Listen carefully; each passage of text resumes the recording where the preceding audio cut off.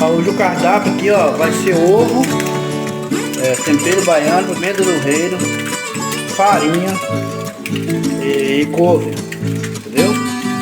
Vai ser o cardápio aqui hoje. Aí você pega o ovo aqui, ó, coloca o ovo, eu tô fritando o ovo com azeite, né?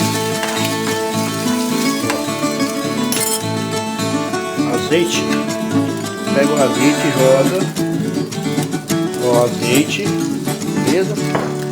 Tá no ovo aqui, ó. Tá no ovo.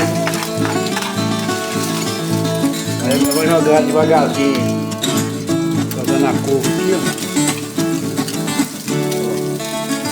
Joga a couve. Aí vai dar uma mexida, beleza? Depois que tiver bem bom, aí joga a farinha por cima. Aí, ó.